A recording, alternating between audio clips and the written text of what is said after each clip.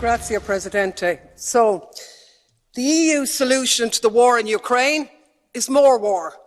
Pile in the weapons, splurge on militarism, threaten to engage in all-out economic and financial war against Russia.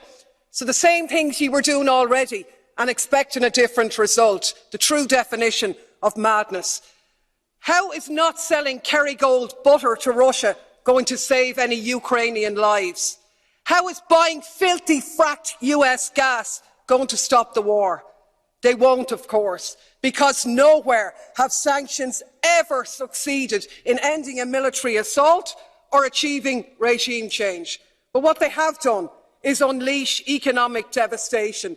This time round, which will be paid for by the people of Russia, including those out protesting against the war, and increasingly being paid for by the citizens of Europe, facing massive energy price hikes, inflation and a catastrophic decline in their living standards. Talk about shooting ourselves in the foot. And of course, this moral outrage at Russia's illegal war, which has sparked this lunacy, is in sharp contrast to the lack of any such scruples in terms of the illegal US wars in Iraq or Afghanistan, which we not only didn't condemn, but we actually joined in and continue to do business with them all the way. No such scruples about Saudi Arabia's genocide in Yemen.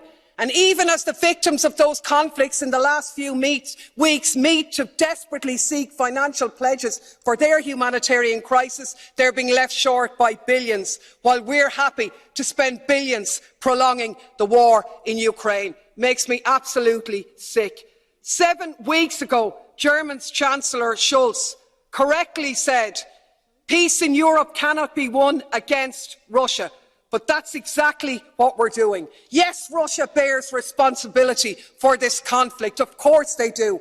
But we cannot ignore the role of NATO. And the EU, instead of promoting peace and acting in the interests of the people of Europe, the Ukrainians, the EU citizens, and yes, the Russian citizens too, has become a tool of NATO and the military-industrial complex. What is needed is an end to the conflict, an end to militarism, a ceasefire and a negotiated settlement. We should restore our role as a diplomatic one of promoting peace. Anything else makes us complicit.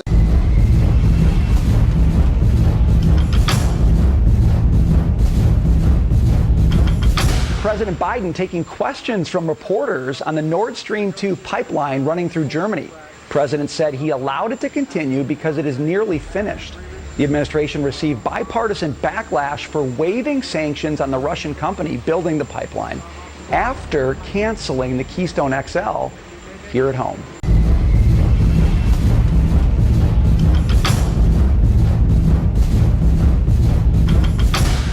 I would love colleague 𝐏𝐈𝐂𝐓𝐑𝐿 to tell me any circumstance in which NATO has played a productive role or delivered peace anywhere.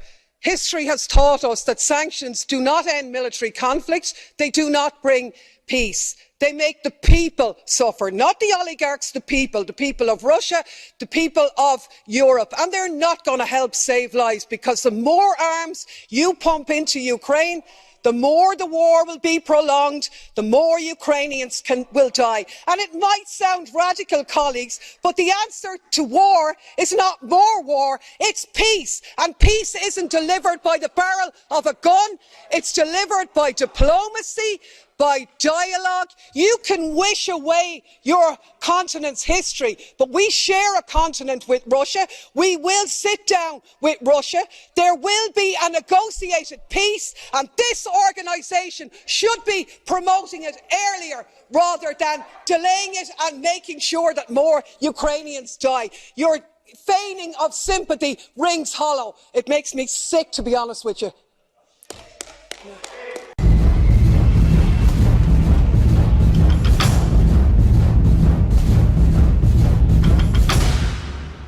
I think it's very sad when Germany makes a massive oil and gas deal with Russia, where you're supposed to be guarding against Russia, and Germany goes out and pays billions and billions of dollars a year to Russia. So we're protecting Germany, we're protecting France, we're protecting all of these countries, and then numerous of the countries go out and make a pipeline deal with Russia, where they're paying billions of dollars into the coffers of Russia.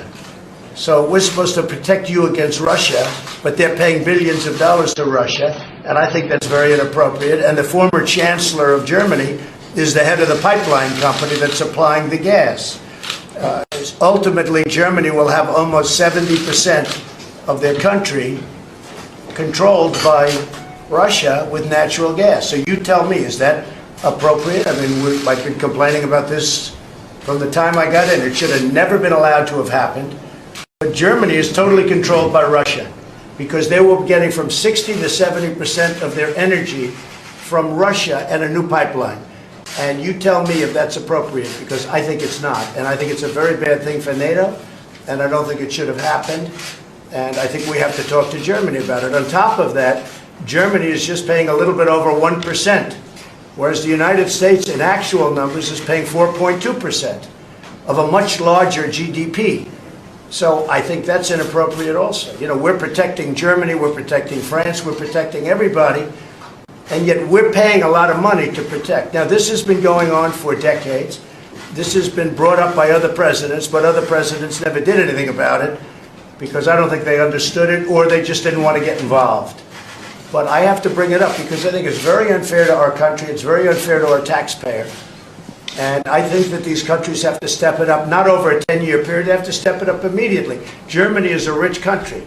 They talk about they're going to increase it a tiny bit by 2030. Well, they could increase it immediately tomorrow and have no problem. I don't think it's fair to the United States. So we're going to have to do something because we're not going to put up with it. We can't put up with it. And